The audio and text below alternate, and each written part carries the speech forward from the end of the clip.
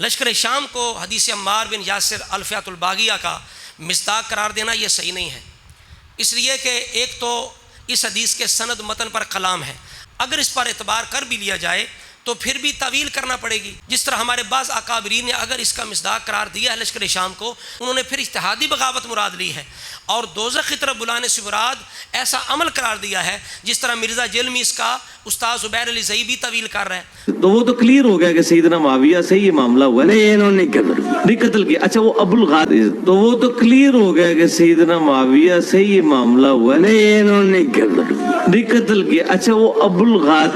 حدیث عمار میں مخالف جماعت کو دوزخ کی طرف بلانے والی کہا گیا، جبکہ اس جماعت میں ایسے صاحب موجود تھے جن کے بارے میں جنت کی بشارت آئی، مثلا مغیرہ ابن شعبہ. تو بالکل یہی ایسے ہی ہے نا، جہنم کی طرف بلانے والی ہے نا، تو جہنم کی طرف بلانے والا عمل ہے وہ. آپ کلیم کریں جہنمی ہونا نہیں ہے، یہ ذہن میں رکھیے گا، جہنمی نہیں ہم کسی کو بھی کہتے. دوسرا جو گروہ اگر کوئی اس کو باغی کسی نے کہا بھی نا تو وہ خطا اجتہادی کے معنی میں، یعنی باغی جو ہے وہ کافر نہیں ہوتا ہے، مسلمان باغی مسلمان بھی ہو سکتا ہے. قرآن کی آیت ہے وَإِن طَائِفَتَانِ مِنَ الْمُؤْمِنِينَ اقْتَتَلُوا فَأَصْلِحُوا بَيْنَهُمَا. دونوں کی دو باتیں. تو ہم کہتے ہیں کہ مجبوری کیا ہے کہ پہلے لشکر شام کو اس حدیث کا مصداق قرار دو پھر تعویل کرتے پھرو، جبکہ اس کے مقابلے میں وہ لشکر منافقین کا اصل جو باغی ہیں سبائی لشکر وہ موجود ہے، جو خلافت راشدہ کا باغی تھا، حضرت عثمان ذو النورین کا باغی تھا جس نے حضرت عثمان غنی کو شہید کیا. رسول اللہ نے جنہیں منافقین کہا، جنہوں نے بعد میں خارجی بن کے علی مرتضیٰ کو شہید کیا، پھر رافضی بن کے حضرت امام حسین کو شہید کیا. تو جب وہ لشکر منافقین کا سبائیوں کا موجود ہے کہ جو ان کے مقابلے میں ہے، تو پھر کیا مجبوری ہے کہ ہم جناب لشکر شام کو قرار دیں پھر جناب تعویل کرتے پھریں. اگر اس حدیث کو تسلیم کر لیا جائے، اعتبار کر لیا جائے، تو پھر اس کا مصداق جو ہے حقیقت میں وہ سبائی گروپ ہے، وہ منافقین ہیں، وہ قاتلین عثمان ہیں، قاتلین علی، قاتلین حسین ہیں. اور پھر یاد رکھیں کہ یہ جو حدیث ہے نا عمار بن یاسر والی الفیات الباغیہ، اگر اس پر اعتماد کر لیا جائے تو یہ صریح نص نہیں ہے. جس نے بھی اس کا مصداق لشکر شام کو قرار دیا اس نے استدلال کیا ہے، اس نے اپنی رائے پیش کی ہے، صریح نہیں ہے، نص نہیں ہے. جبکہ ہم جس حدیث کی بنیاد پر حضرت معاویہ کا دفاع کرتے ہیں 2704 بخاری کی حدیث جو ہے صلح امام حسن والی، وہ صریح نص ہے، بلکہ اس پر اجماع ہے. یعنی صلح امام حسن پر اجماع امت کا مسلمات میں سے ہے. کوئی پرلے سے پرلہ دشمن بھی است معاویہ کا صلح امام حسن کا انکار نہیں کر سکتا. پھر آگے چونکہ چنانچہ کرتا پھر جی وہ شرطیں پوری نہ ہوئیں، وہ جی صلح تو کافروں سے مشرکوں سے ہوتی ہے معاذ اللہ، اس طرح کے وہ بکارے کرتا پھرے تو کرتا پھرے، لیکن صلح امام حسن کا کوئی انکار نہیں کر سکتا. تو جب صریح نص موجود ہے، رسول اللہ نے فرمایا یہ میرا بیٹا حسن دو مسلمانوں کے گروہ میں صلح کرائے گا، اور وہ کون سا لشکر ہے؟ حضرت معاویہ کا لشکر ہے، کوئی انکار نہیں کر سکتا.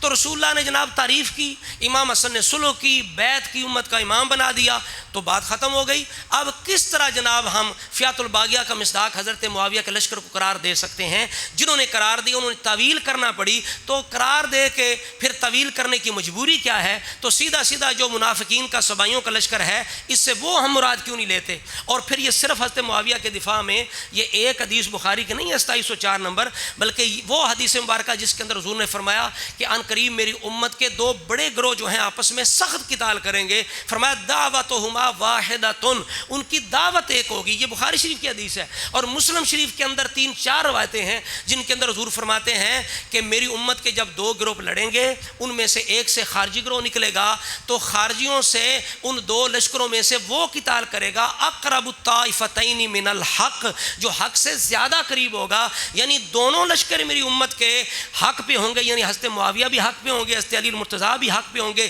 باطل پہ کوئی نہیں ہوگا، باطل پہ کوئی نہیں ہوگا، دونوں حق پہ ہوں گے. اور خارجیوں سے قتال کرنے والا حق سے زیادہ قریب ہوگا. تو یہ جو زیادہ قریب، یہ تفضیل کے صیغے سے رسول اللہ نے فرمایا یہی اجتہادی حق ہے جو اہل سنت مانتے ہیں کہ مولا علی شیر خدا اجتہادی حق پہ ہیں، حضرت امیر معاویہ اجتہادی خطا پر ہیں. اور دوسری اگر حدیث جو ہے وہ مراد لی جائے جس میں حضور نے فرمایا اگر حاکم فیصلہ کرے ثواب پہ پہنچ جائے، درستگی پہ، تو 2 ثواب ہیں، اگر وہ خطا کر جائے تو 1 ثواب ہے. تو لہٰذا ایک حدیث نہیں صلح امام حسن والی، متعدد ایسی حدیث ہیں جو لشکر شام حضرت معاویہ کا دفاع کرتی ہیں. جس طرح حضرت ابن عباس کہتے ہیں کہ اگر لوگ حضرت عثمان ذو النورین کا قصاص طلب نہ کرتے، ان کا جو خون ہے اس کا بدلہ لینے کی کوشش نہ کرتے، تو آسمانوں سے پتھروں کی بارش نازل ہوتی. تو اس طرح اور بھی حدیث ہیں جو لشکر شام کا دفاع کرتی ہیں. اور ان ان کی تائید کرتی ہیں، ان کے باطل پہ ہونے کی نفی کرتی ہیں، بلکہ ان کا حق پہ ہونا بیان کرتی ہیں۔ تو لہٰذا حدیث عمار بن یاسر یہ صریح نہیں ہے۔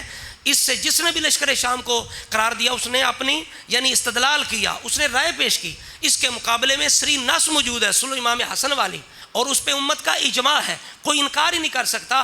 اور بھی حدیث ہیں جن کی طرف میں نے اشارہ کر دیا ہے۔ تو لہٰذا ہماری یہی رائے ہے کہ لشکر شام کو حدیث عمار کا مصداق قرار دینا اس کی کوئی حاجت نہیں، کوئی مجبوری نہیں۔ پہلے جناب اس کا مصداق قرار دو، پھر طویلیں کرتے پھرو، تو سیدھا سیدھا اس لشکر کو جو منافقین ہیں، جو قاتلین عثمان ہیں، جو آل صحاب کے جو دشمن ہیں، ان کو آپ کیوں نہیں قرار دیتے؟ تو لہٰذا حدیث عمار بن یاسر رضی اللہ تعالیٰ عنہ کا جو بھی سنی ہو کے اور جو بھی اکابر کا اگر تابع دار ہو، ان کا پیروکار ہو، مصداق قرار دے گا، اسے طویل بھی کرنا پڑے گی۔ جس طرح مرزا جلمی جیسا باغی شخص جو ہے حضرت معاویہ کا امام حسن کا، اسے بھی طویل کرنا پڑی کہ جناب وہ دوزخ میں بلانے کی طرف سے مراد وہ ایسا عمل ہے، وہ دوزخی نہیں ہے، اس نے بھی قرار کیا ہے۔ اس کے استاد نے بغاوت سے مراد اجتہادی بغاوت لی ہے، اور اس کا جو دوسرا استاد ہے مولوی سحاق، اس نے کہا ہے کہ حضرت معاویہ کا لشکر قاتل نہیں ہے۔ تو اتنے دلائل ہونے کے باوجود بھی پھر بھی جو بندہ حضرت معاویہ اور لشکر شام کو حدیث عمار کا مصداق قرار دے،